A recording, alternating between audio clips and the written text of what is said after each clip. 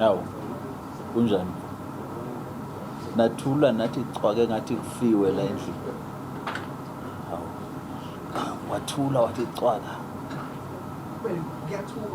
Akho umuntu ofile na. Awu. Uthuka ubani?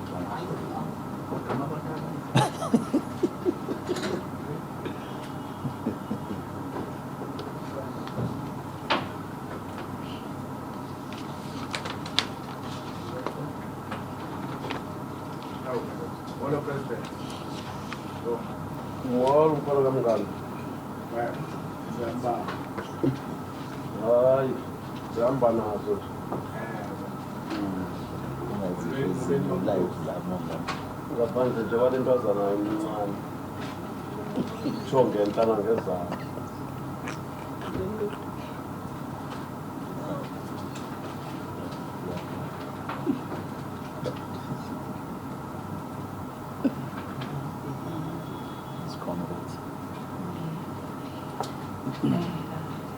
It says morning at the same time. It's on eNCA. Okay. The sun at 20. Mm-hmm. And this is breaking.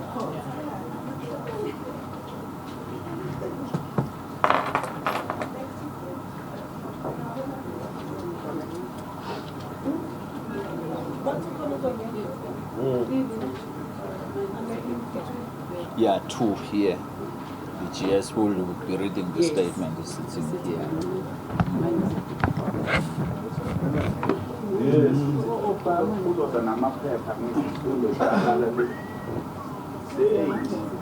Bese sesiyaqala Awusifundeni makhomela yawo. Isizathu izaba strong bese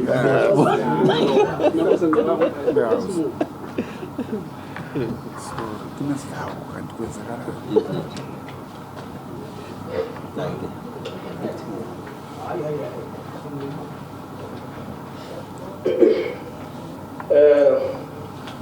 Friends, workers and colleagues, welcome. We thank you for coming. We thank you for coming to this post-CEC press briefing. We appreciate your presence. We are not going to waste too much of your time. I'm going to go through the introductions and then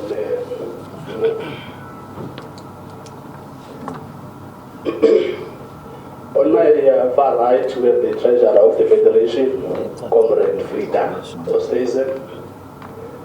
And then we have the Deputy General Secretary, Comrade Soli Pedwe. We have the GS next to him, Comrade Begi Jali. And then we have the President of the Federation, Comrade Stumangamini. And then we have the second Deputy President, Comrade Zimiswalusi.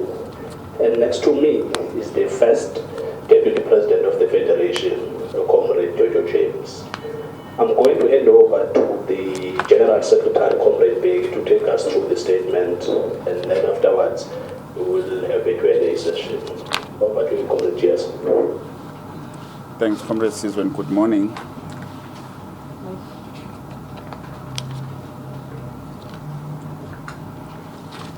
Thank you very much and good morning. Let me read the statements. The Congress of South African Trade Unions held a scheduled meeting of its Central Executive Committee from the 21st to the 23rd November 2016, which was attended by the national office bearers, the representative of its affiliated unions and provincial structures. The meeting discussed and resolved on a number of organizational, political, international, and socio-economic issues affecting the workers and the working class in the country and around the world. The CEC reflected that there seems to be no respite in the crisis of global capitalism that started with the 2008 banking crisis and mutated into a fully fledged economic recession afterwards. This blatant failure of neoliberalism has resulted in depressed wages, intense exploitation, and greater economic burdens for the working people. The political effects of these crises are being felt in many countries, with many governments and democracies dealing with the surging emergence of the radical left tendencies and ultra-right-wing forces.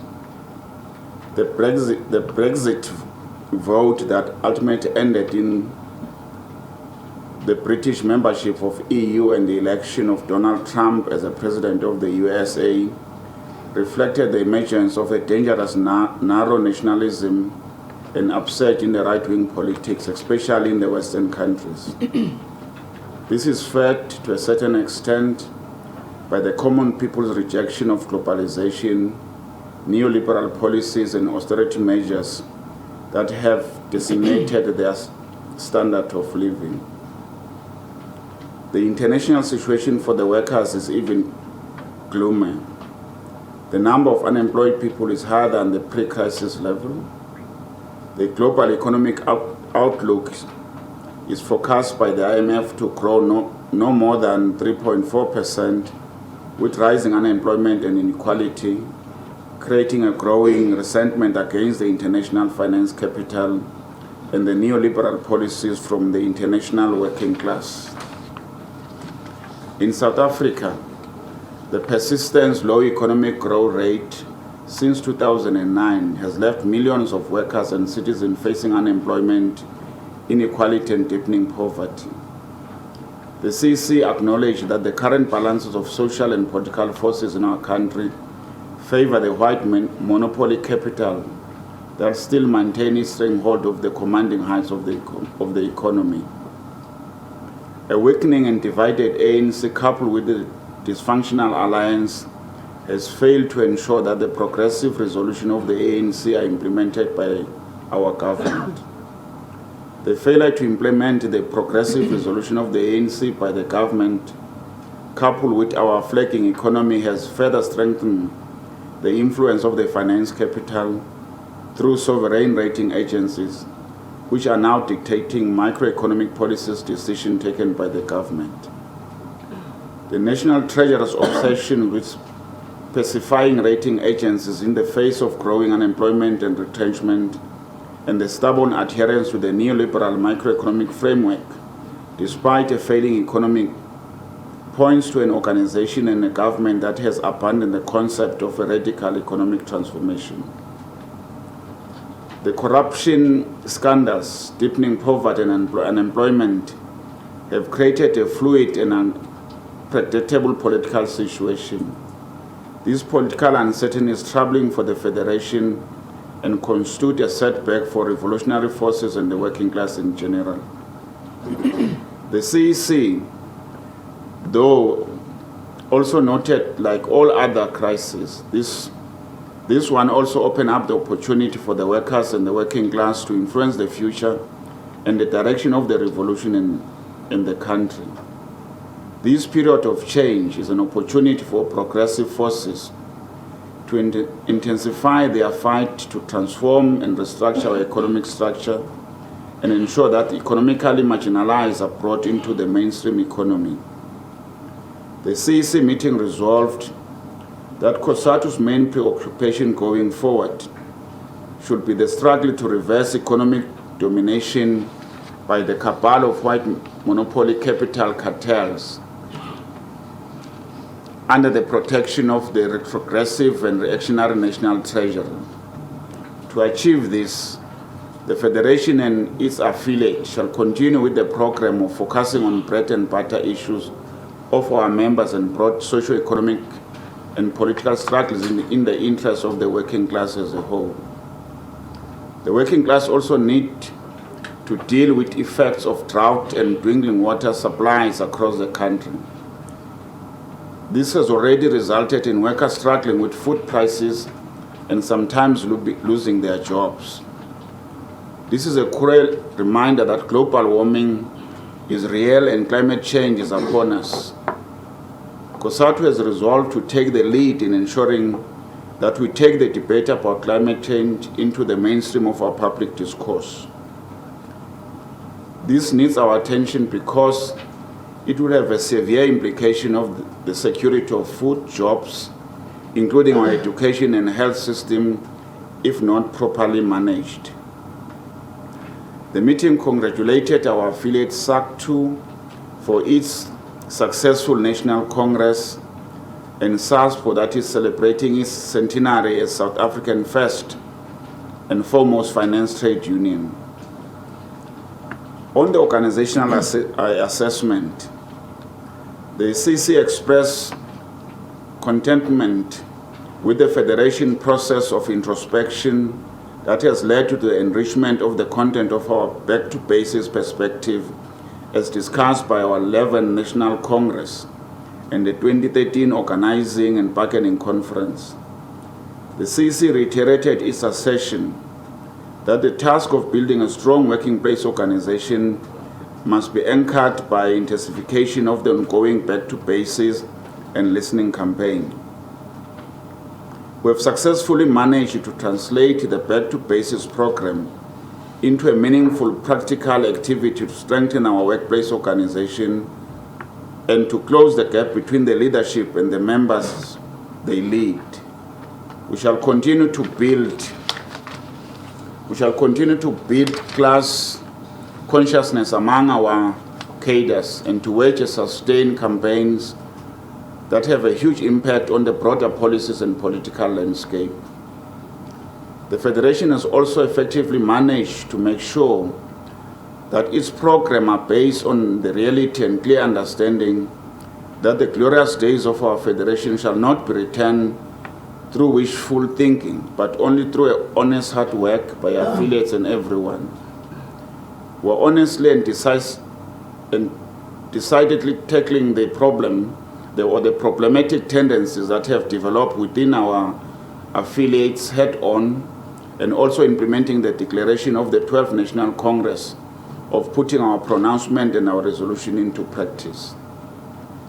We also appreciate and recognize that we are attempting to forge a united and militant federation under qualitative different conditions, which include a steady decline in the rate of unionization, dire economic situation, the fragmentation and mushroom of new trade unions.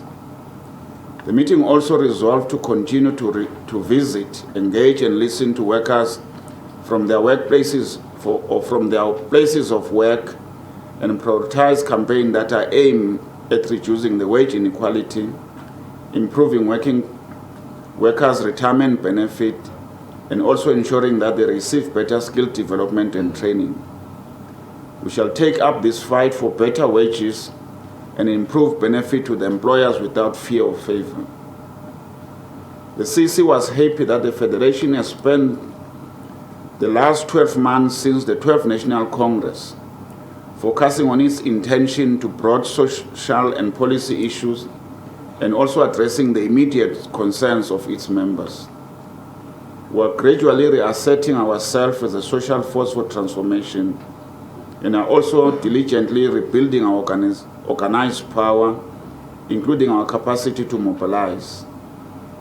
The activities, campaigns, meetings, and congresses of the Federation and its affiliate have proven that Cosatu remain committed to the worker control and democracy.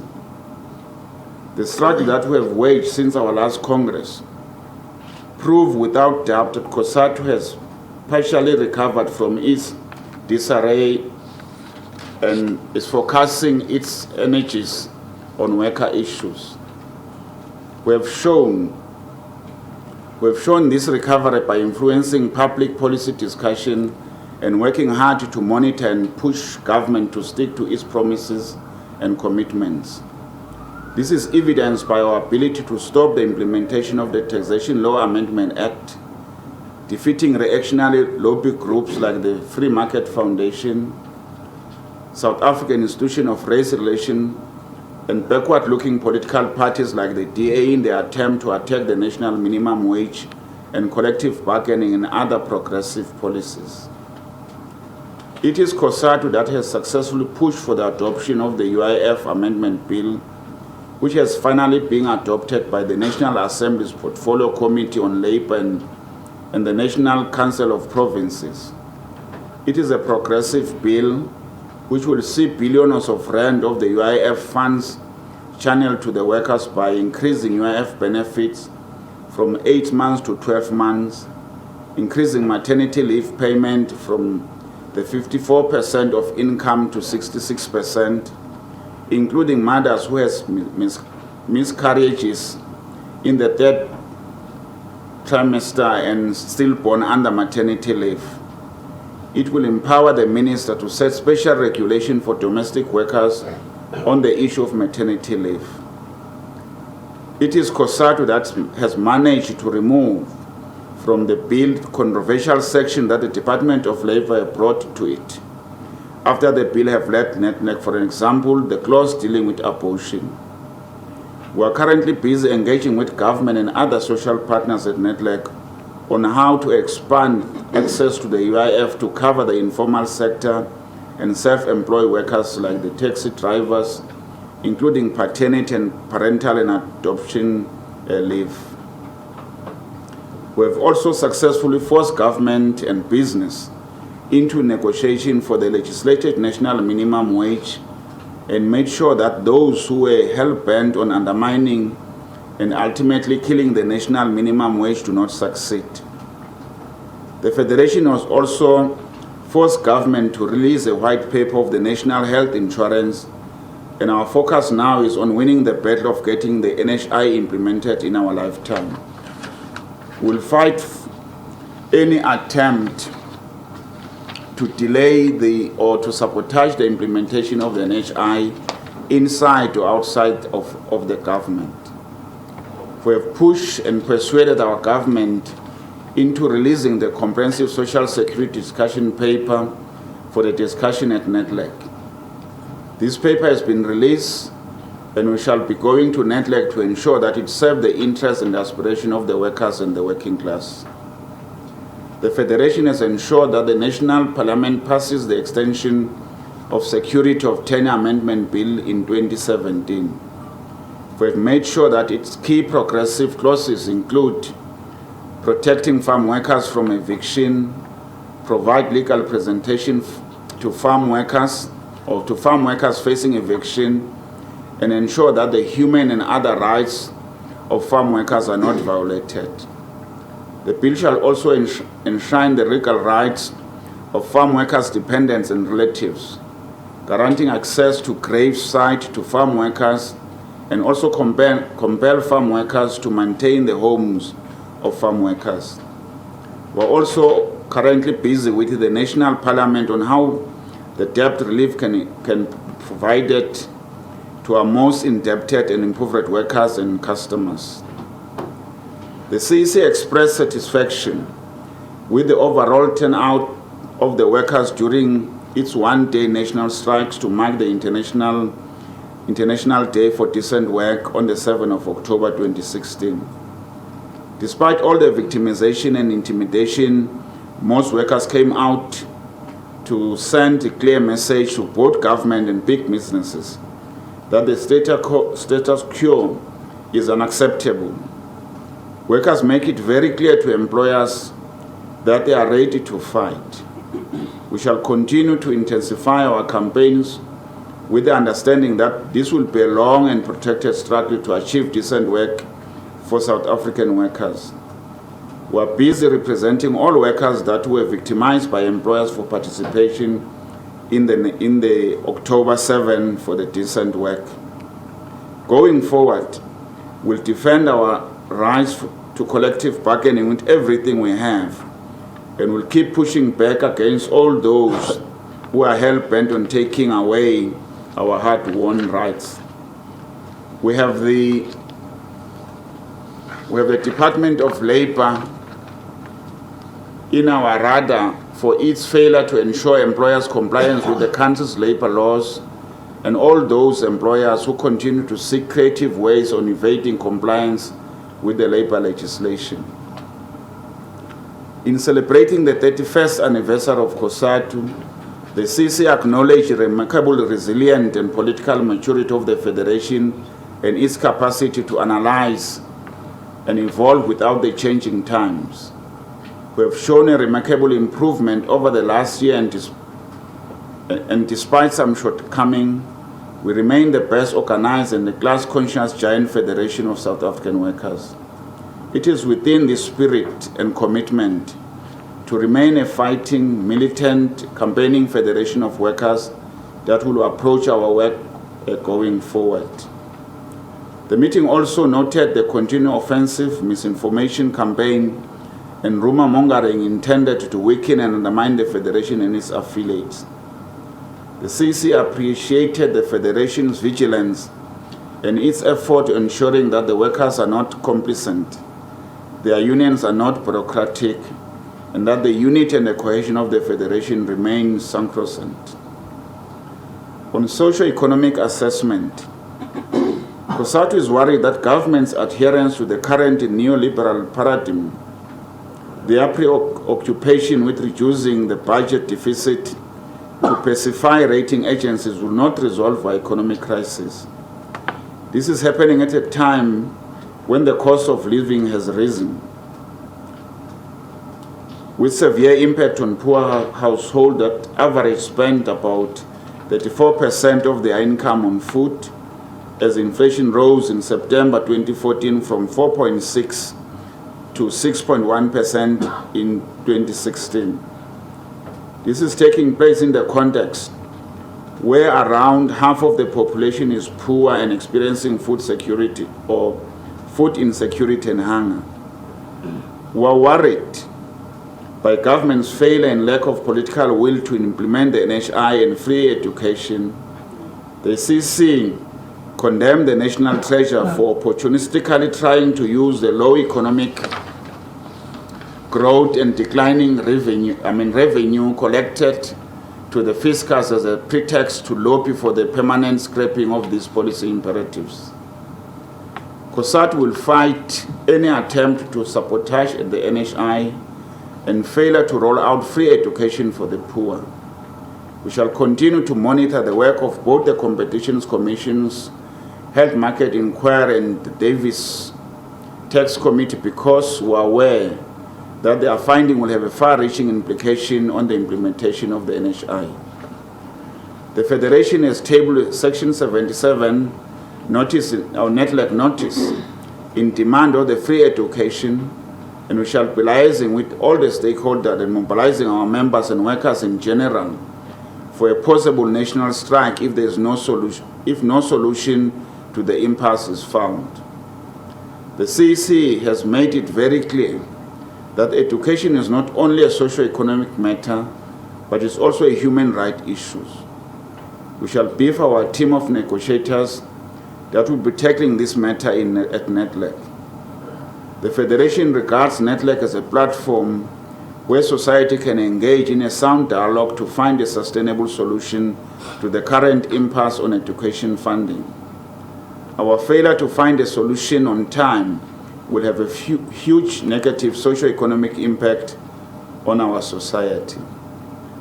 We are reiterating our call for the introduction of wealth tax that will help with the funding of free education, that the country's budgets must prioritize free education. This process of finding a sustainable solution or funding model should be linked to the demand for curriculum transformation. We need it that is decolonized and not Eurocentric, but that also respond to the needs of this continent and our country in particular.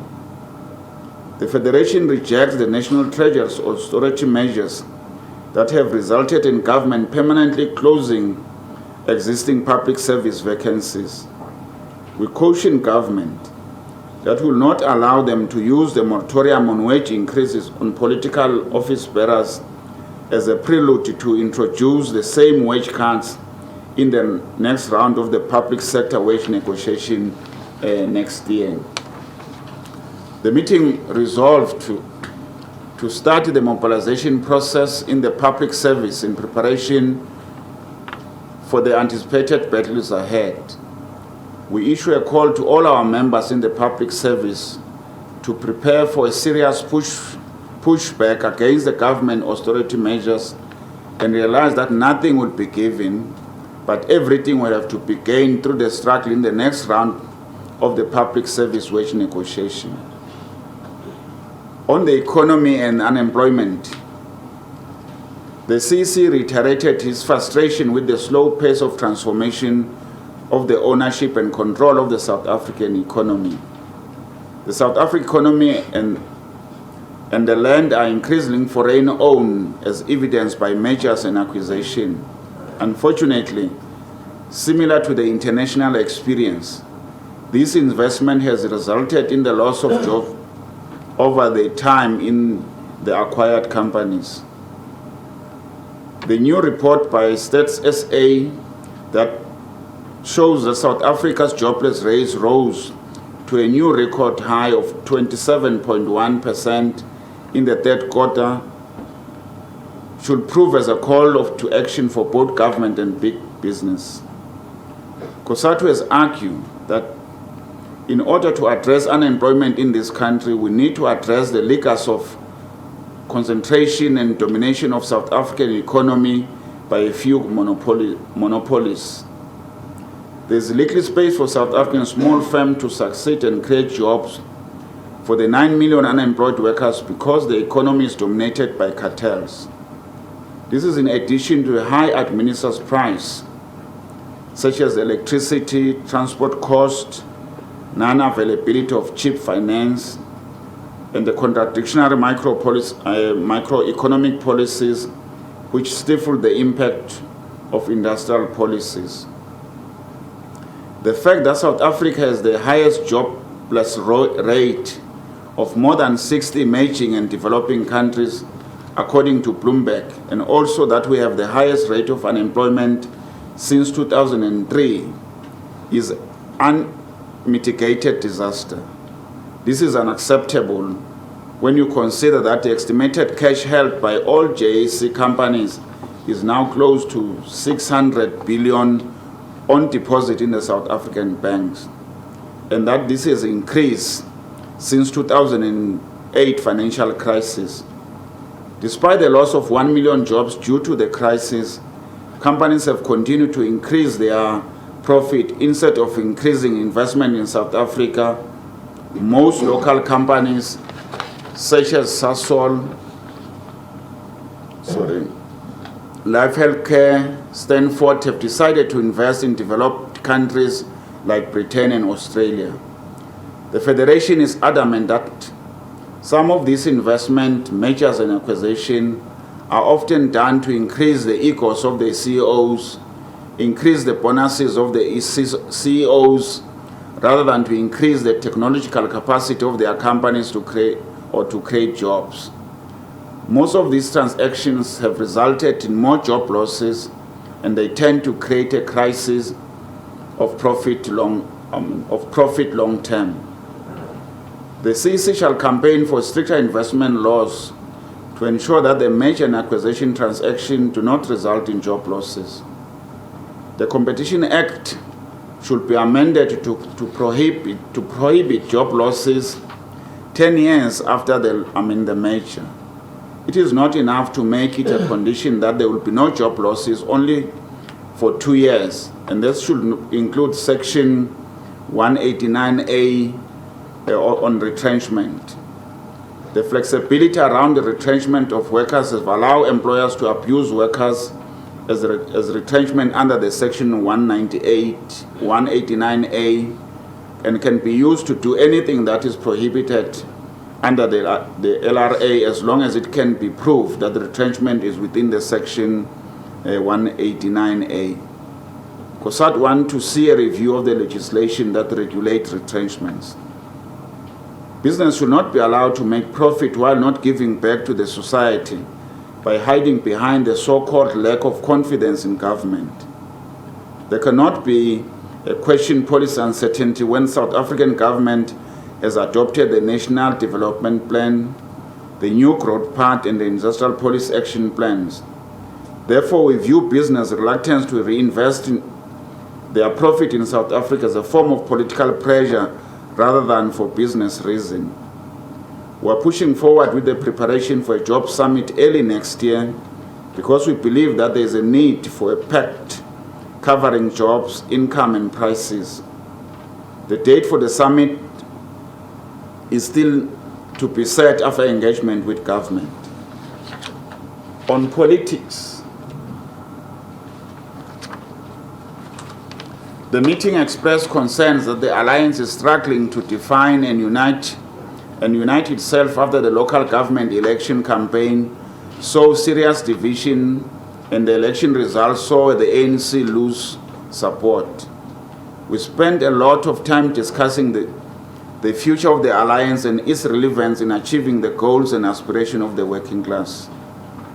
We find it troubling that our movement continues to be preoccupied with its internal challenges and continues to be caught up in the relentless partisan fighting and politically gridlock. The immediate priority for the Federation is to implement the resolution of the 12th National Congress to strengthen the alliance and contribute to the process of uniting and strengthening the African National Congress. We'll do so by frankly engaging with our alliance partners and will defend them when it's necessary, but also criticize them when there is a need to do so. All of our actions shall at all times be informed by the need to unite the alliance and also ensure that the ANC in particular build its capacity and has the necessary confidence to lead the alliance and the society. The CEC made it clear that Cosatu is not a junior partner in the alliance and therefore it should not allow any alliance partner to instruct it on what it must do. We shall work to ensure that such attitude do not persist from any of our alliance partners because if it is not properly managed, it has the potential of leading to disintegration of the alliance and in undermining its unity and cohesiveness. The CEC called on both Cosatu and the SACP to try and put more effort in implementing the decision taken in our bilaterals meeting in order to intensify our class battles. The meeting also called on these two left formations to continue engaging each other on the state and national democratic revolution, including assessing challenges, opportunities, and threats facing the revolution. The Federation also resolved to actively participate in the discussion relating to the SACP relations to state power and the call by some of its structures to contest for political power.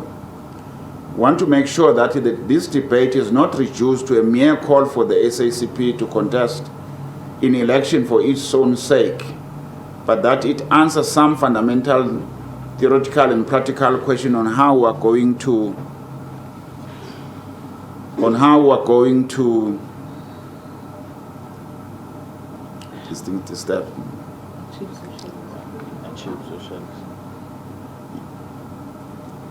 The Federation also resolved to participate in the discussion relating to the SACP relation to state power and the call by some of its structure to contest for political power. We want to make sure that this debate is not reduced to a mere call for the SACP to contest in election for its own sake, but that it answers some fundamental theoretical and practical question on how we are going to achieve socialism. The CEC also reflected on the question as who should lead the ANC out of its current political gridlock and into the future. We engage on these issues driven by our devotion to the alliance and the desire to see the ANC united and ready to lead the second radical phase of our transition. Complicating the issues was the fact that we have not finalized the formulation of our own new midterm strategic perspective to help provide a cohesive framework that should act as a guide on what needs to be done going forward on all fronts. With that in mind, and after intensive and robust debate, the CEC resolved to support and lobby for the Deputy President of the ANC, Comrade Cyril Ramaphosa to take over the reins as the next president of the ANC. We are mindful of the fact that we are not a voting structure of the ANC, but we represent workers. We are members and supporters of the ANC. We also support the proposal that the ANC should explore the possibility of avoiding slates and contestation in its next conference. In this regard, we shall work to lobe and influence the ANC structure to support Comrade Ramaphosa as the next leader of the movement. We shall continue to further reflect and engage on the caliber of the leadership collective that will work with him to take the movement into the future. Our consideration, we shall be guided by the following criteria: commitment to the radical NDR and thoroughgoing transformation, proven commitment to the alliance, commitment to fight against corruption, commitment to the unity of the ANC and the democratic movement, commitment to make this decade truly a decade of workers and the poor, commitment to the defending and preserving the anti-imperialist and internationalist character of the ANC, rooted in or with a background of the working class movement. This leadership collective should act as a scent and also be guided by the resolution of the ANC. On the corruption in the state of the state capture, the meeting resolved that the Federation should continue to fight corruption at all levels of our society. We shall fearlessly fight both public and private sector corruption in equal measure. The meeting supported the call for a judiciary inquiry to look into the alleged corruptive relationship between President Zuma and other cabinet ministers and the Gupta family. The CC cautioned against the public lynching of those who have not been found guilty in the courts of law, but also insisted that those found guilty should be held accountable for their action and face the music. The Federation also wants to see the investigation into the state capture extended beyond the limited scope that was given to the public protector. It is troubling for us that despite the existence of many resolutions of the ANC conferences and the Alliance Summit on Economy, our macroeconomic policies are dictated by finance monopoly capital, with the sovereign rating agencies providing ongoing oversight role. This represents the capture of our institution by the private interest. We need an investigation on the extent that government institutions have been captured, seeing that many organs and functions of the South African state are outsourced to capital, including policy making and research as shown by the national minimum wage debate at NETLEC and recently the NHI. Politically, we also have the responsibility to reflect and debate whether the ANC has the capacity, consciousness and commitment to use its access to the state to resist the power of monopoly capital and to catalyze radical socio-economic transformation. On violence in the mining sector, the CEC condemned the failure of government leadership to provide the necessary leadership to stop the continuing killing in the mining sectors. Many members of the NUM have been victims of violence across the sector.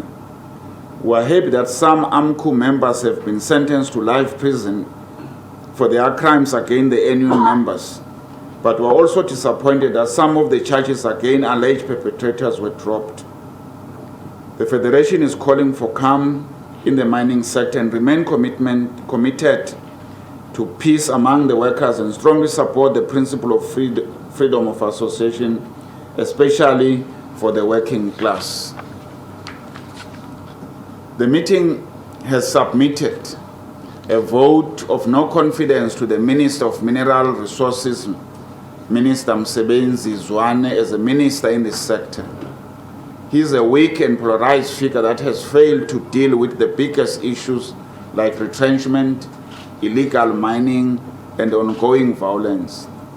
His collusion with other unions to isolate and attack the NUM was the last straw for the Federation. We are calling him to step down or be dismissed. Thank you very much.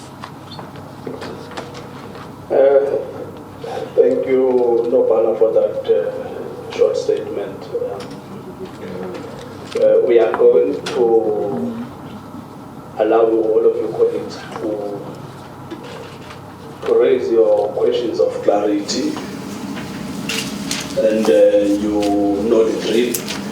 You just raise your hand, we'll acknowledge you, you tell us who you are and where you're from, and then you can direct your questions to the leadership who are taking a note.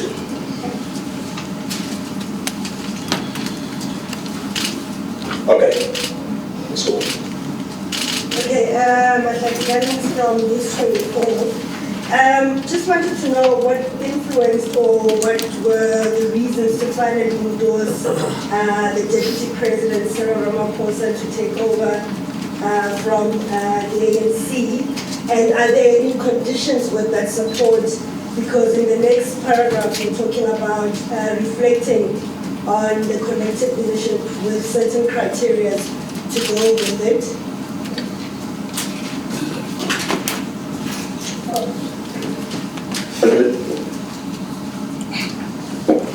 Kevin Mayetera from Eyewitness News. Did the meeting discuss at all some of the remarks that have been made by some of the unions affiliated to Cosatu that the president must step down? Thanks. Okay. Yeah. Williams, I'm good. Colin Gambi, eNCA. On the minimum wage, you're saying that you take ownership of having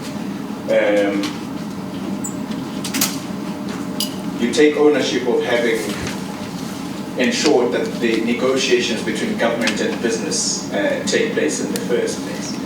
Now, but you leave out the 3,500 figure. Where do you stand on the figure of 3,500 rands as a proposed national minimum wage?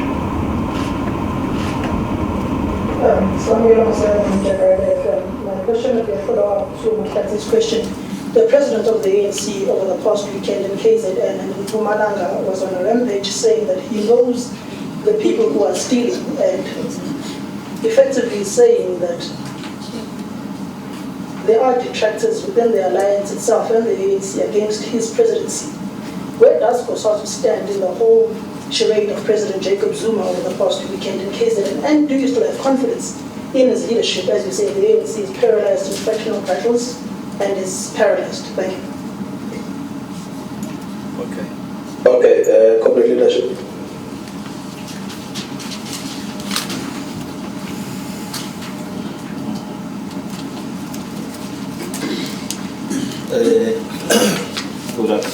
Good morning.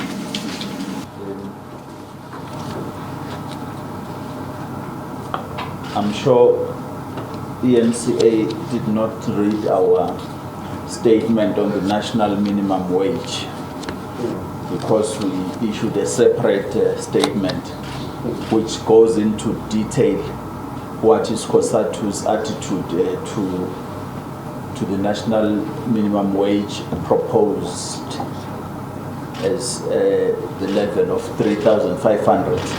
Because that statement helps you quite a lot to get the juice and the detail on what Cosatu is saying, and we would really urge journalists to continue to read that statement. On the specific question, the figure, of course the CEC was quite clear that this figure doesn't come close to Cosatu's demand, which is 4.5 to 5,300, and indeed the CEC has mandated our negotiators to go back to NEDLEC to negotiate a better deal. This is not a better deal. The Federation also for Mahlasi News 24. And in our statement, we have indeed outlined the criteria that Cosatu is following in thinking and persuading members of the ANC to consider as and when they will be electing leadership, and indeed the name that we are advancing. That criteria is very, very clear. You see, it's mostly linked to what we call the working class interest, and that talks about a leader that is capable of uniting the movement, the ANC-led alliance, a leader that is comfortable in working with the working class leadership, the leader that is not willing to be corruptible or can do corruption, a leader that is able to take us forward from the situation. Of course, that's in the context of the leadership collective, that the members of the ANC will have to be electing come 2017 conference of the ANC. And I want to reiterate the point that we are making. We understand very well that we are not a branch of the ANC. We are Cosatu and ally to the African National Congress, and we're saying this thing informed precisely by that because we are allies and we are impacted by decisions of the ANC members as they go to conferences. So that will be on that one. I will leave the others for the leadership collective to respond to. Okay, President. On the question of what do we say to the unions, I think that was the question who said Cosatu is no more lost ground. We did not discuss that. He's referring to those who are calling for Ramaphosa. Oh, okay. So I thought we were talking about those unions who were said to have lost ground. On the question of the utterances of the president in terms of where it was going, we never discussed that either. What we discussed was that we wanted to help the ANC to come out from its challenges. We met with the ANC in the Alliance Political Council. Before that, we have bilaterals with the ANC top 6. We met again in the Alliance Political Council. The CEC mandated us again to convene another meeting with the ANC in order to try to help the ANC coming from its particular challenges, mainly in terms of what is happening within that leadership. That's how far we have been able to engage. And we also agreed that we're not going to engage the ANC through the media in terms of trying to find a solution for them. We'll need to meet face to face and be able to be dealing with those particular issues. I think it answers both the last one and the one that is what the other unions might have been calling, saying Zuma must step down and all those particular issues. We said we are going to engage the ANC. We had a discussion, of course, in the meeting, and the decision we take was that let's go to the ANC, let's raise our issues in the ANC, even if it means we have to expand the engagement, not to the confined to the top 6, but to the NWC and Cosatu Political Commission in dealing with those issues. I just want to emphasize the issues that the President have indicated on the national minimum wage. There is no decision. The 3,500 is a recommendation by the expert, and there are many other issues linked to the figures in terms of how wages would be adjusted moving forward. And there are other issues in our statement which we said we don't feel comfortable with. That's why we needed to engage. It was agreed in NETLEC that we need 2 weeks break to digest and analyze this particular proposal and be able to engage. So the parties' position have not changed. That's why we want to go back to NETLEC and engage in terms of those recommendations.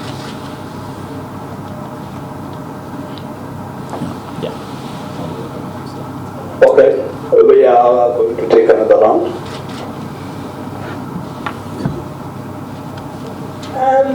Just on the ratings agencies, you are very critical of them, but our understanding is that Cosatu has been part of that government, business and labor going to the ratings agencies to talk to them about, or to at least encourage them or to make them aware that South Africa is working on its economic challenges.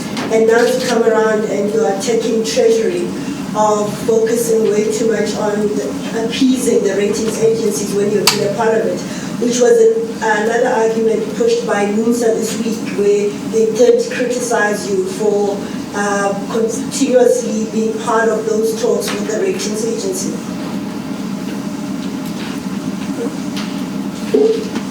Thank you so much. Sam Kokeli from Bloomberg News. Leadership, excuse me, I don't think I totally understood your response with regards to the question about President Jacob Zuma's leadership.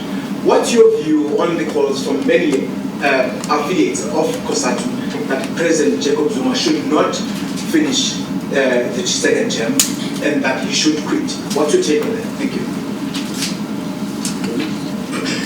For the eNCA, given that you support the call for a judicial inquiry into the alleged state capture, where do you stand, therefore, on whether or not President Jacob Zuma should be the one that appoints the judge versus the Chief Justice of the Constitutional Court being given that role of appointing a judge for that inquiry?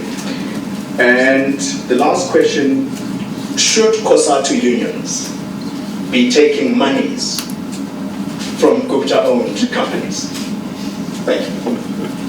Okay, thank you. It's Governor Nichols from the Manning Guardian.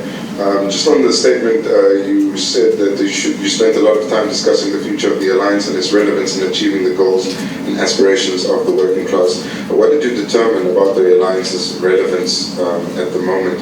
And then secondly, with regards to the national minimum wage, the proposed report from the panel shows that a majority of the workers that would be affected by the national minimum wage are currently falling outside of the collective bargaining forum. So I wanted to find out how many members does Cosatu actually have in those sectors, domestic work, farm worker sectors, that are getting less than 3,500 rand.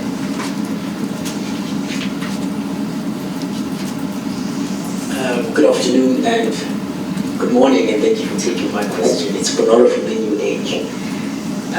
In reading the statement, Cosatu has spent quite a considerable amount of time, focusing on, the alliance and other related matters. But how much focus and attention was given to Cosatu's own state of internal affairs? I mean, two of your smaller unions are on the verge of breaking ranks and joining this mooted federation, which is due to be led by NUMSA and former Cosatu GS, as well as Zimbabwe.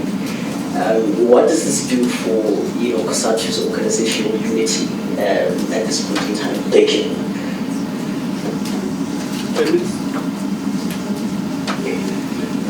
Sorry. Hi, Amy Musgrave of Independent Media.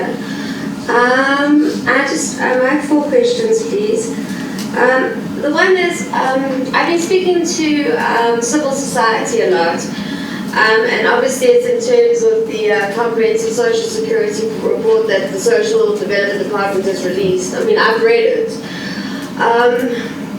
One of the suggestions is that perhaps we need to start looking at the UIF to perhaps look at ways of introducing a basic income grant or something like that, or just to start closing South Africa's inequality gap. I know Cosatu is quite protective over that money and believes that it's workers' money and it should only be used to work for workers.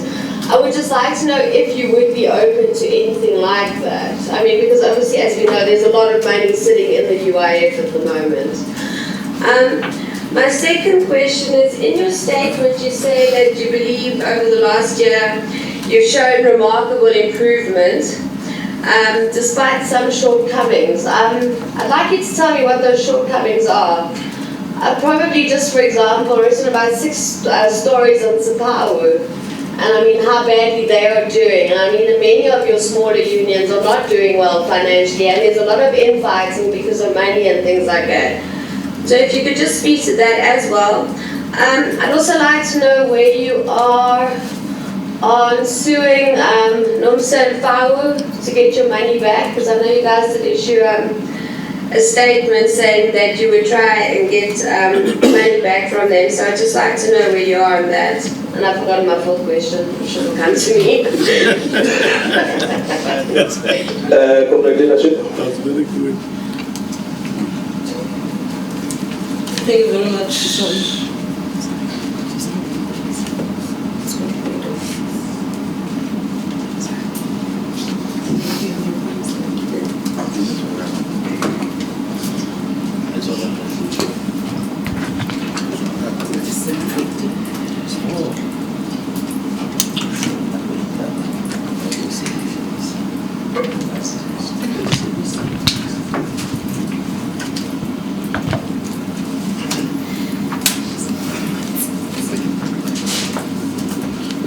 Thank you very much. This mics. It looks like I'm responding to everything. I'm just going to take few leadership. One on Sam. You said you are not quite hearing us. And I thought we were quite clear that the CEC noted what the other affiliates, it was particularly two affiliates that would have made a pronouncement on the president of the ANC stepping down. But the ANC, sorry, the CEC did not resolve on that matter like those unions had resolved. Instead, it had said that this particular matter is a matter that we should be engaging the leadership of the ANC. And if we can also request that we extend it to the NWC of the ANC with a political commission of Cosatu. So that those views, because the CEC said also that when the last CEC said affiliates should go and discuss on their own the succession, it did not touch on this matter. So other unions had not even gone to their respective affiliates to broaden the mandate of the succession and therefore the president stepping down. So the CEC said even that matter, it is a matter that even if Cosatu had views on it, but those views will be raised with the African National Congress. So hence you're not going to get a view of Cosatu on this matter today, because it is, even if we had a view, it's a view for the ANC, that we shall raise it to the ANC, whatever that view will be of Cosatu. And I thought the General Secretary clarified. Only on the state capture, the CEC said we welcome the report and the recommendations. So the recommendations are very clear, that the Chief Justice, isn't it, that he is the one that should appoint. So that's what the CEC confined itself on. It did not respond to what the president may have said. Actually, personally, I was looking at the newspapers today. Remember yesterday, we were all, for the past 3 days, in the CEC. So what could have happened outside, the CEC had an agenda. So we're not trying to respond to things that were coming as we were in the meeting. We're focusing on what we had prepared to discuss in the meeting. And what was in the report from the National Office Bearers to the CEC was the issue of the state capture report by the former public protector. And the CEC then said, we welcome the report and we hope that the recommendations will be followed to ensure that we find the conclusion onto the whole saga. Of course, respecting those that would want to review the report. And lastly, for me, probably not, is the question that you raised, Xoli, whether should unions of Cosatu take money from Guptas. Cosatu and its union fundraised for its congresses. So I don't think we should be narrowly discussing funding from Guptas, because understanding that we only receive money from the subscriptions, and that money for us to do conferences and other issues may not be enough, so we fundraise. But what is important is that we don't fall into this narrative that he who pays the piper plays the music. I think that's what is important. Whoever that gives you funding because you are fundraising must not determine the agenda of yourself as an organization. So we can't be prescriptive, but importantly it is for the union to understand where its mandate is coming from, and that there will be no influence that is going to have a negative impact to the union itself and its members. That is not, it's going to wash away the mandate from its members, and all of a sudden you've got a mandate elsewhere. So I don't think Cosatu is going to be prescriptive how unions fundraise and where they get their money. And on the new age, how much time did we spend on ourselves as the federation? We spent a lot of time. 2 days. 2 days. 2 days. Just focusing on the state of the organization, the state of each affiliate in the federation. Of course, we're not going to come to the press conference and then deal with each state of each trade union, because those are internal discussions that we're having, because remember, we want to build and strengthen our own unions.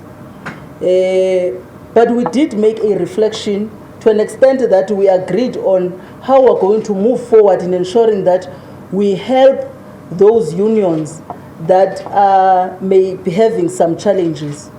There are many number of challenges. We know some unions that are in the private sector are affected by retrenchments that are taking place. So it will also affect their own standing. But we went beyond those issues and we're very honest with ourselves. And importantly for us, we also made a reflection. You will see in the statement we're talking about going back to basics and coming from our own Congress. How far have we gone in implementing our Congress resolution? In a listening campaign, going to our members and hearing what is it that they proud themselves of being members of each affiliate and therefore affiliated to Cosatu, but also what are the issues that they may raise to be their own challenges, coming from unions and also from the employers. And the CEC spent 2.5 days addressing those issues. Because exactly for the reasons that you are raising, that we do not want workers to find comfort because other people can speak nice English and use rhetoric that are very close to worker hearts, and we find workers misled and following individuals when they would have, when we could have addressed those issues that workers are not happy with. So indeed, we spend a lot of time and we're very honest with ourselves. And I think we're happy with the progress that we've made, coming from our National Congress to where we are 12 months down the line. And we have acknowledged that a lot of work still needs to happen to ensure that we build our unions and we service our members. Thank you very much. Rating agents.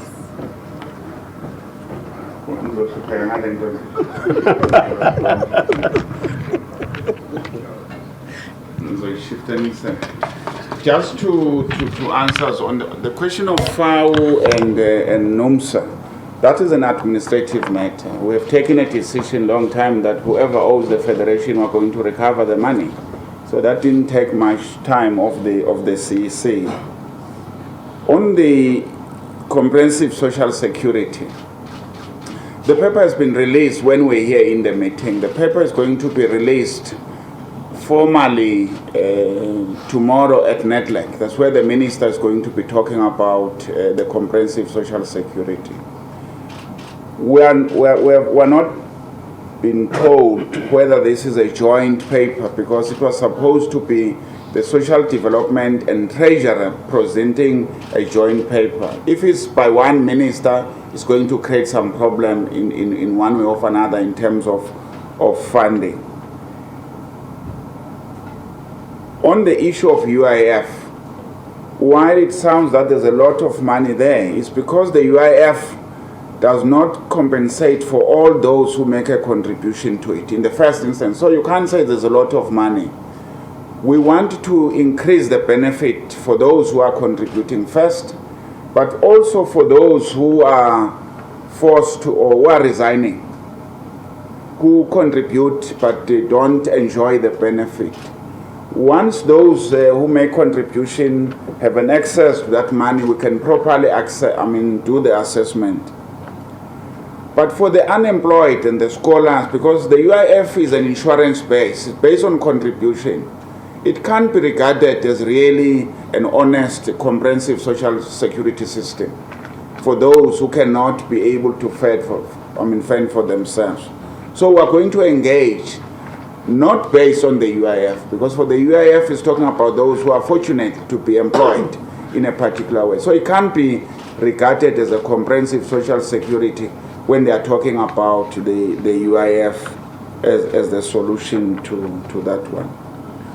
On the how many people are falling out or in regard to the minimum wage, and what is the representation of the people that this figure that has been raised is likely to help them. There are about 5 to 6 million people covered by the basic conditions that are regarded to be vulnerable workers, and most of them there's no union in there. The most one that got a union, which does not even represent half of that particular sector, that's why there's no negotiation, is the private security one. So you look to the almost 1 million workers in domestic workers, almost there's no union. There's a union called Cosatu. It has no ability to recruit every house, going to every household. So you can easily say those workers have no union. The farm workers, less than 5% of those of farm workers are belonging to a trade union. You look to the hospitality, which is the union that is there, those little bit of Sakau, little bit of other union in the hotelier, they have no unions. You look to the private, to the contract clinic, which is mainly outsourced, almost there's no union. You look to the taxi industry, hard to organize.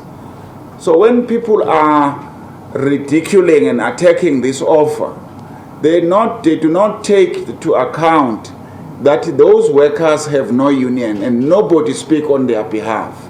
That's why the federation, because the federation does not negotiate wages, it's union that negotiate wages.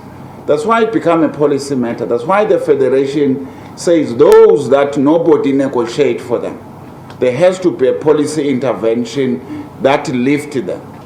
There's no union that will lose out, whatever the minimum wage is, because it becomes the foundation, and any union will be able to negotiate and above what is failing, is that thing. Unions are failing to deal with those issues. You look to those who have been complaining, they are organizing in 2 sectors, the filling station, poor working conditions, workers earning far below this thing. They should be happy at least that this helps them to be able to get a better platform to negotiate. So this is a sector that is vulnerable, that everybody should be happy that something is being done. And when we engage, our entry to this debate was that we must be looking to the minimum living levels. We must look to an amount that can make a person be able to live. This is not a decent wage. This is not a living wage.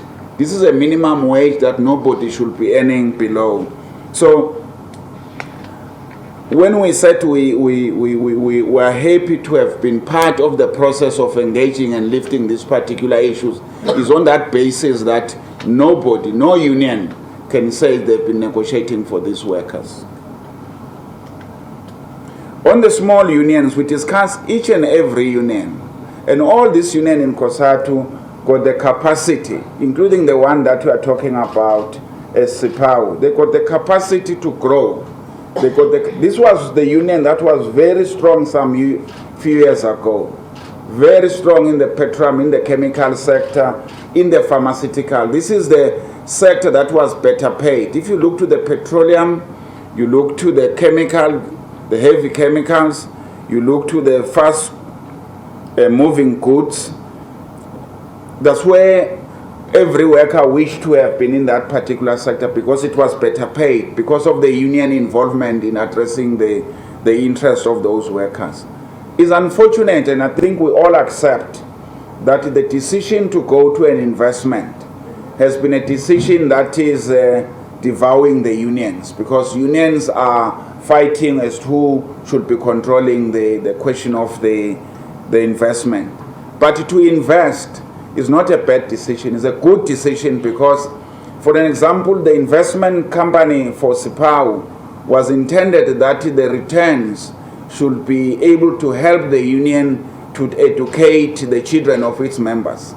So it's a noble idea. I mean, if you look to NUM, how many people did manage the children of the workers that have been able to be educated through the fund that NUM has done. You look to the clothing and textile.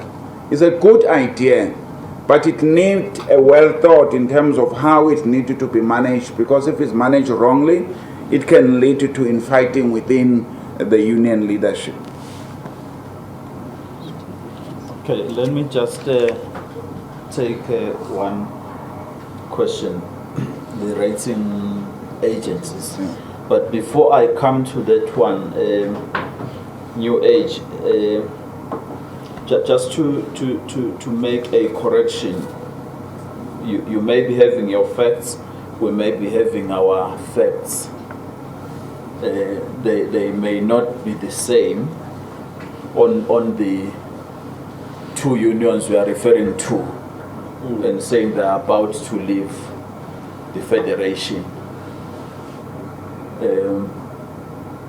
And because I do read the New Age, the newspaper, like I read all the papers. It's my duty to read the newspapers and watch every single news on television, so that we can confirm ourselves and see what people are saying about us.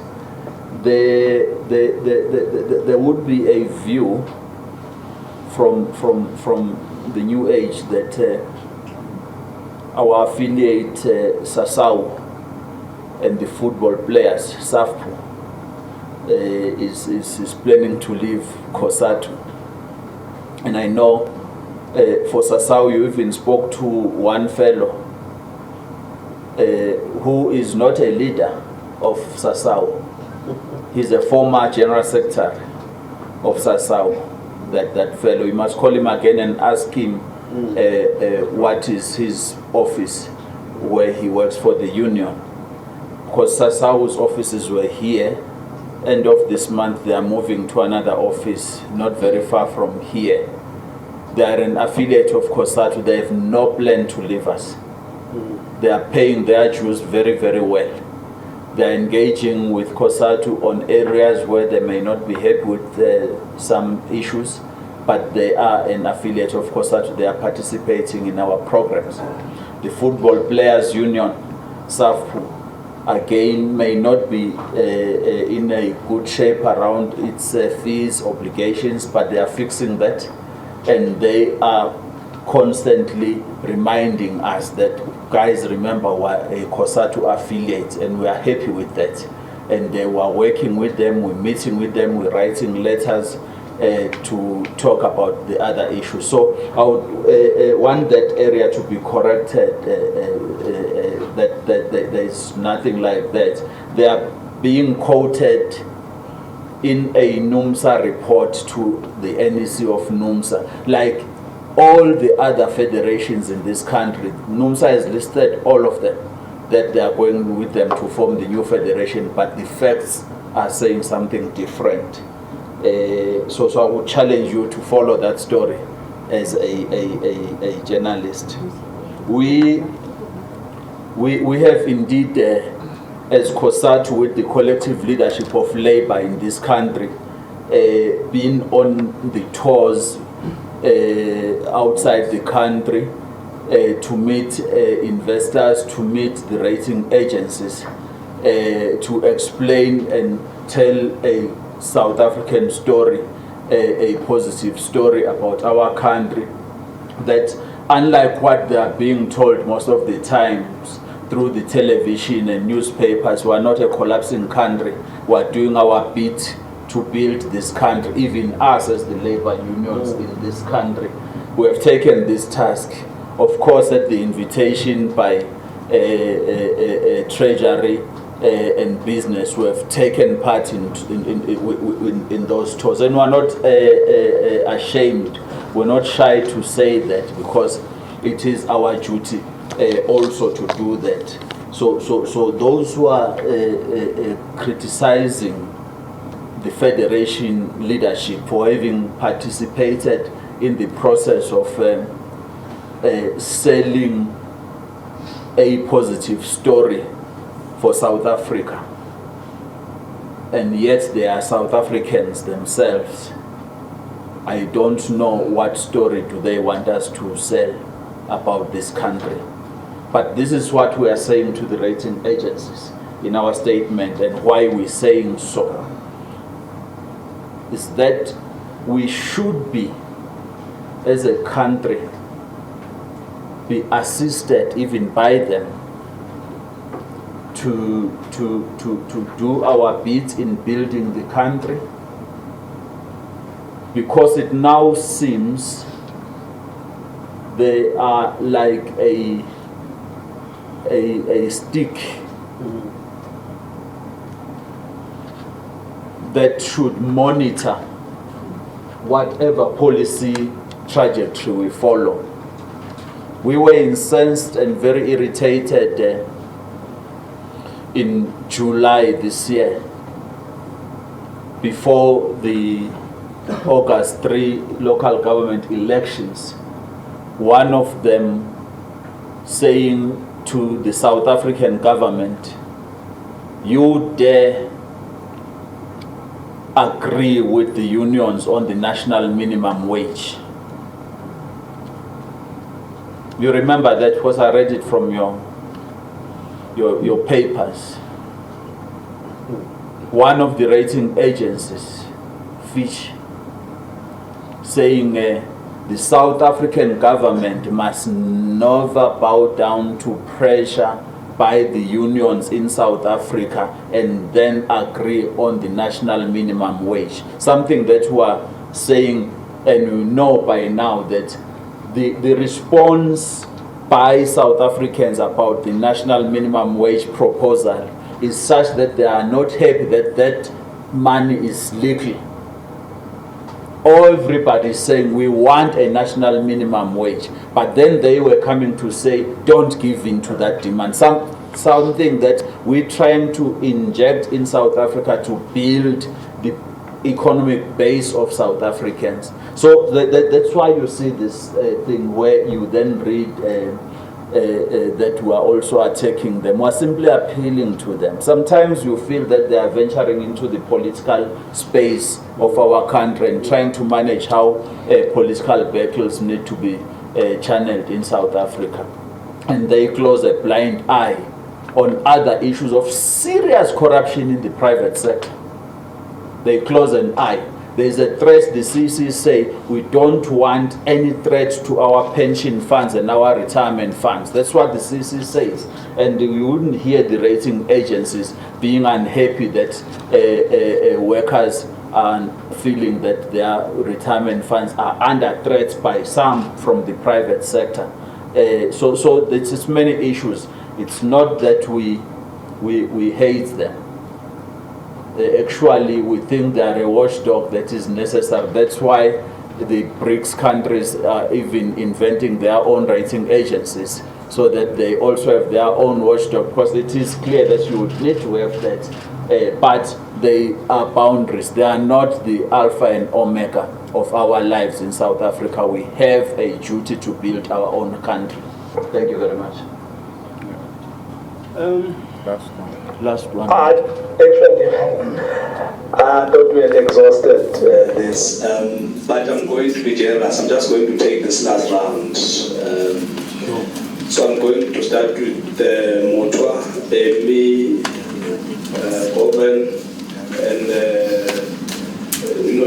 eNCA, you are number last.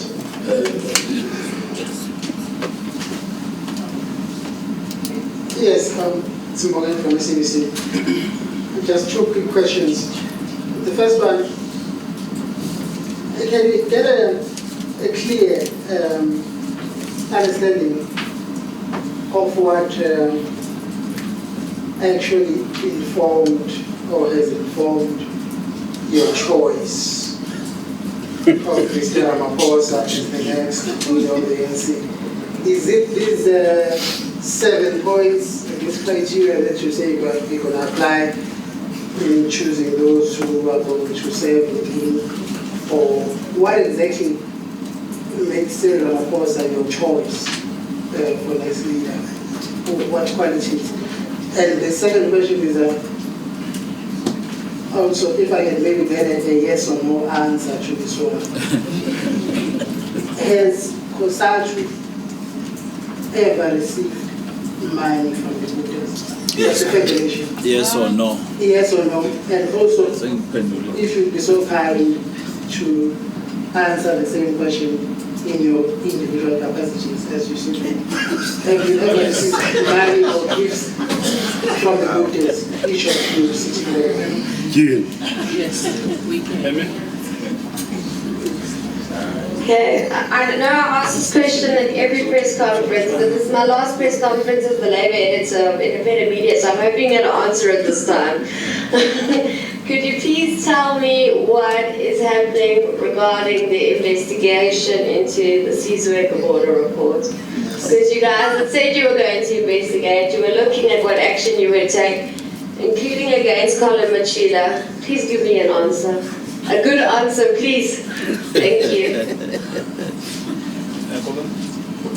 Okay, thank you so much. Mine is a follow-up from the colleague from the SABC's question about Mr. Ramaphosa. Because you said that you were considering what is needed to get the ANC out of the political gridlock at the moment. So which qualities, what makes him capable of getting the ANC out of the current political gridlock?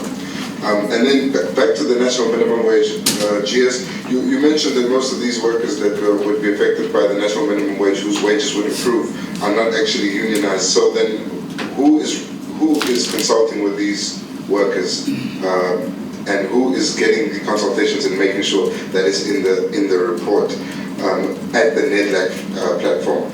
And then I'm not sure if you're able to comment on this, but can I just get your comment in the report of the National Minimum Wage Advisory Panel about the proposed exemptions, about the independence of the Registrar of the Labour Department, and particularly about the exclusion of workers in the care work sector, and what the report highlighted there. Thank you. Hi, my name is Natasha. I just want to know, Ramaphosa's candidature is likely to face opposition from the section that holds him responsible for the Marikana massacre, and have your unions considered this?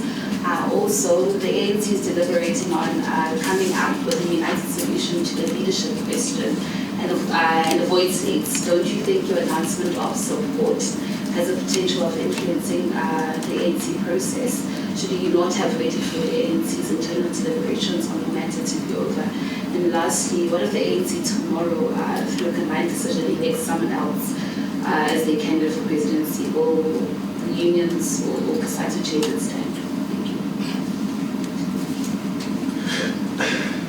just as a quick follow-on on the question of why Deputy President Ramaphosa, and perhaps from the last colleague, given the history that he comes with, Marikana being top of mind perhaps, you also say here that the leadership that will take effect, hopefully, will also be a leadership that will make this a decade, truly a decade of workers and the poor. Do you believe that the Deputy President, Cyril Ramaphosa, if he does take over the reins, he truly will be in favor of workers and the poor? And perhaps just as a last shot, was the leadership of Cosatu united on his choice? Thank you. Your number last. Again. The last question. In your last press conference, you said you will not only be looking at the position of the president, but you will be looking at the entire ANC collective, including the other 5 officials. In the CC that you've just had, did the issue of deputy presidents, SG, and all the others come up? And who would you be supporting for those positions? And where does this leave Dr. Nkosi Dlamini Zuma, who's been touted by the ANC Youth League, Women's League, and the so-called Premiers League? Thank you. I just want to make this point. You are going to get the answers that you deserve in terms of your questions. So you have a right to ask those questions. We have a right to answer in a manner that we see fit. Corporate leadership.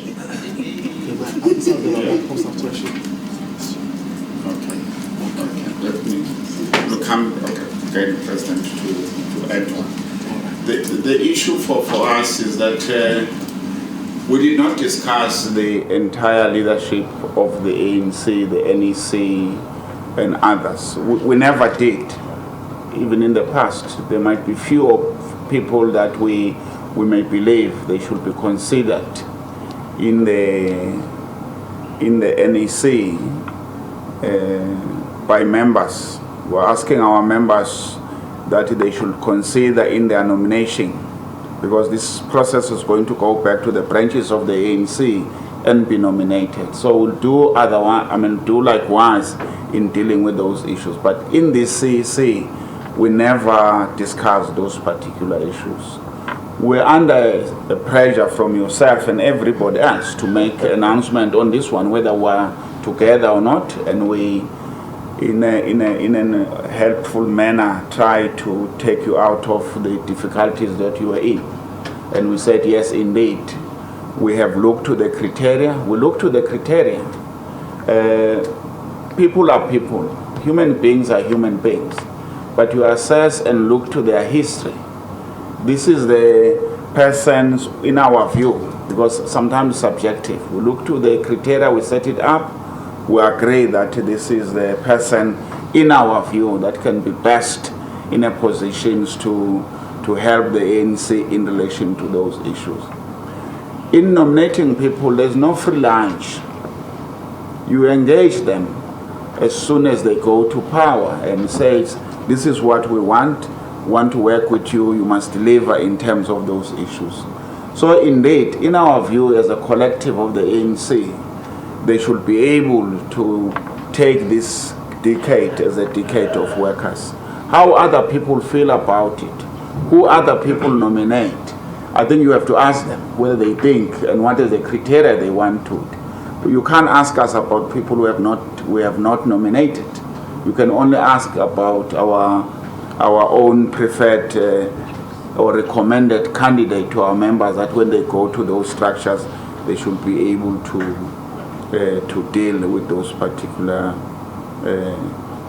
If the ANC elects somebody else, this is not a condition that we support the ANC because on Cyril. It's going to be through the democratic process of the ANC. We are not aware of any ANC structures that when somebody is elected, they've come out and said we don't support their leaders. in the history of the ANC. So we think it's going to be a process that is above the board. Of course, there's also an attempt not to have slate, which is something that we support fully, that you can't go to an elective conference with slates. We are discouraging here in Cosatu, we'll discourage it everywhere.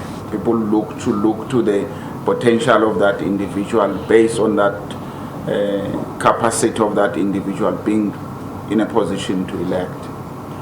On the vulnerable workers and the exemption, we're engaging in a process.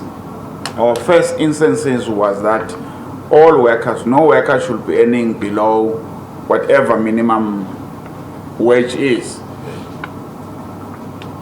But we are not closing our eyes that there might be, let's say for an example, there's a particular company that honestly, putting all its financial on the table, can't meet the minimum wage. There has to be a way, because the worker will still need that national minimum wage. Whether they through the comprehensive social security, it should come on board to be able to help those particular. So we're talking about all workers. We were not talking about workers that should be exempted, otherwise it does not become a national minimum wage. But we are prepared to engage the reality as to what might be happening in a particular sector. That's why, in our view, the EPWP should be part, those workers. If it's regarded as an employee, it must be included, that one. If it's regarded as somebody being trained, then a different dispensation should be looked at. Who then is consulting on their behalf? Normally we are setting the policies, but we've been aware of the conditions for the vulnerable workers. We sit in an employment conditions commissions. Whenever the minister has been setting up the minimum wages for those sectors, we have been sitting there as part of the commissioners, listening to those workers when they are making they raise their issues. But also this thing is informed by researchers which has been consulted in terms of those issues. So when we go to the Congress, the research we got and the feedback we got was that they would be happy to receive the 4,500 per month, backed by research that a family of 4 or 5 will be able to live at 4.5, which is regarded to be the minimum living levels. So there is a consultation in terms of those issues. When the process of the national minimum wage was being discussed, you remember that the portfolio committee in Labour did some hearings too. They were calling people to make an input indicating to those issues. So there is that kind of consultation, and we hope that whatever figure will be agreed in NEDLEC, the processes of consultation will still be allowed, so that those who are sitting outside of the fence can be able also to make an input in terms of those issues. But at least there will be some foundation that people can talk about it, that everybody might be talking about in regard to those particular issues. Okay, I just wanted to add on one the GS says in relation to the who represent those workers. During the public hearing 2 years ago, Cosatu was leading the public hearing, and we mobilized unorganized workers and organized workers in those public hearings for making sure that they raise their views. And that's where the issue of the 4.5, 5.3 comes from, and that's the mandate that Cosatu also received from the Congress. But also, none of Cosatu leaders have received money from the Gupta, not unless you have approved from your side. As you said, we must respond individually. You are now putting us somewhere on something that we don't know. You may have that information, you must tell us. But from this leadership seated here, none of the leaders of Cosatu national office bearers have received any money from the Guptas. Can I add on this question about what influenced your choice of Cyril Ramaphosa? Maybe I must take you back in history and tell you about... Before you do that, the mics. Okay. Very important response that.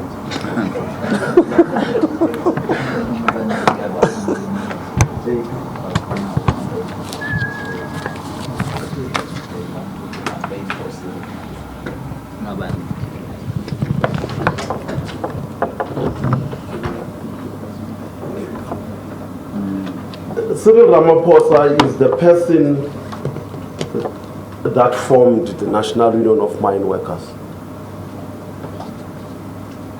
And he became the founding general secretary of that union.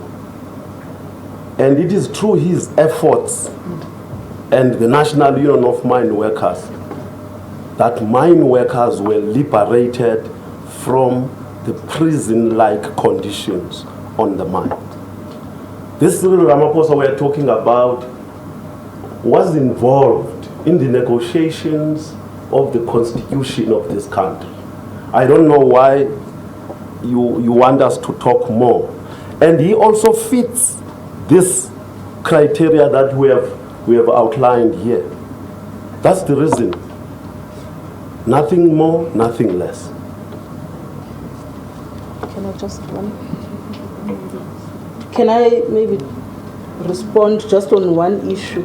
Natasha, I think you have raised on, would not the Marikana massacre follow him or be raised against him? Look, as long as the ANC is in power, the problem is not the leaders. The problem at times, it is the ANC itself with the opposition and those that would not want the ANC to lead. You can remove, it may not be Cyril, it may be somebody else, something they're going to get to say this person, individual, is not fit until the ANC itself is no longer in power. So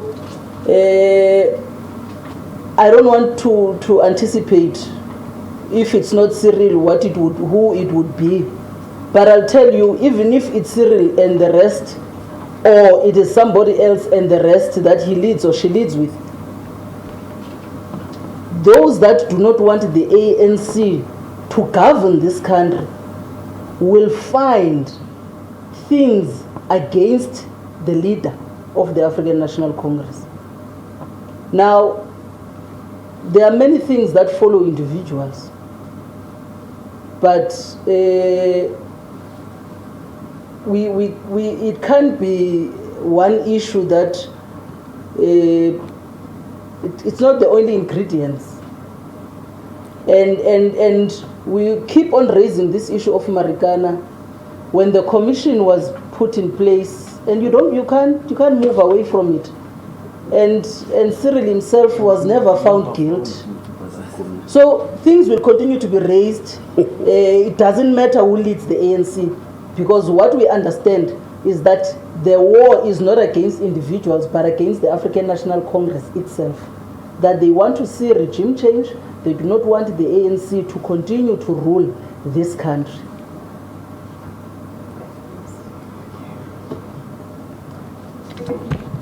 Yeah. No. This is indeed the last response. You have already determined Comrade Sizwe. We should respect that. But I take it from the point that Comrade Soli mentions in response to Ubizo lapha umbonge we-SABC umbonge namelinye igama la. He says, has Cosatu received donations from the Guptas? The answer is no. And I would add to what Nopala is saying, that you can verify that from the Gupta family themselves, or from Cosatu's finance department. I form part of the team of the leadership collective that goes around when duty calls to go fundraising for the federation. And I can assure you that at no point in time did we ever go to them to ask for money. Not because of anything.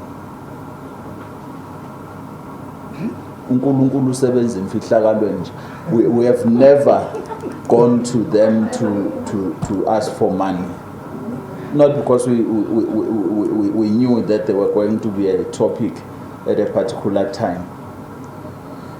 But there is background to that question. Because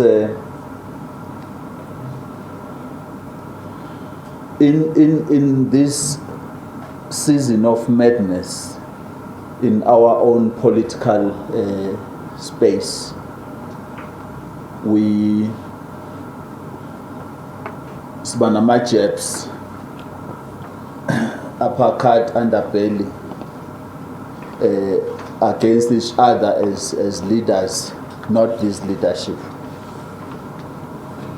You know, when we would feel that the federation is not coming out clear, it's not forceful, it's not cutting to the bone about this issue, and we think that it is that leadership collective of Cosatu, then we'll try to do something to them so that they do that. Or we'll think that it's that one leader who is a problem, and we'll then begin to label, no, he's captured. It's because that one has received some money from the Guptas, that's why he can't say anything against them.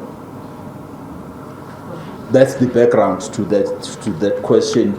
Bizo, I know you are not, no one would have spoken to you about that. You are a seasoned journalist, and my friend would have whispered to me, would aim for $1 million from Amakota. But that is the background to the question. Dlamini is captured. That's why Cosatu is muted. So it becomes Dlamini. If Dlamini is quiet, it's because he has been given something. He can't speak when there is something that he has been given. That's the worst insult that can happen to any person. I simply use this opportunity to say to you, the journalists, verify your stories all the time. We don't force you to divulge your source, because it's your right to keep your source a secret, but verify your information. That's again not to send general SAPs, I'm not referring to you, because this matter, it's a matter that has the risk of causing divisions, one here, and we have refused to be divided by that particular accusation here. No one would ever cause me to have a doubt whether I can still trust the General Secretary of Cosatu, the Deputy, the Treasurer, the Second Deputy, and the First Deputy, because of a rumor. But people can go to that length of trying to sow doubts and suspicion amongst the leadership here. If they fail here, they will go to the CEC that sits here and try to cause confusion and divide them. So I want to indicate, and as a response, with all the respect to the question, because you also said as individuals, I have never been given any money by the Guptas or any other person trying to capture Cosatu through me. And also, Cosatu has never received a donation from the Guptas. Thank you. Oh yes, on the season Salubaru. Where do you come from with this matter? We thought that matter. You have been following it through and through all the time. Sizwe Nsaluba, you'll recall, was investigating the administrative aspects of what we're doing, and in particular also on the Kopano Kimatla matter, and I think that's where you are referring to that matter. Braitaike will correct me, but we should advise the media to also speak to, because Kopano Kimatla has now a board, they have a trust, and Cosatu does not represent the trust. The trust should be respected by Cosatu so that it communicates with whoever has queries about that particular matter. But what I can assure you from where we are as the Federation, indeed, those matters have not been dropped. There are still matters relating to the police and other things with those who are still involved in those matters who are being accused. So thanks for raising that question. I won't say a word about a former CEO of Kopano. He's a former CEO of Kopano. Well, we speak for Kopano. We won't say a thing about him, but that trust is doing its bit. But yes, we can come. Yeah, so follow it with the trust. Thank you very much. Thank you very much, comrades and colleagues. We appreciate your presence here, and we hope that the amount of time we have spent in clarifying issues will be reflected in your coverage. Thank you. And the correct one.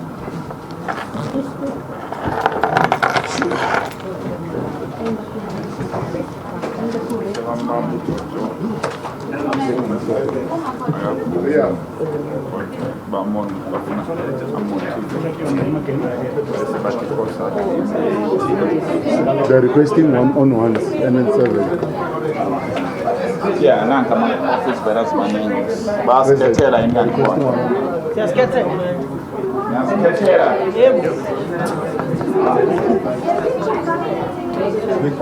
Let's use this. Let's sit. Then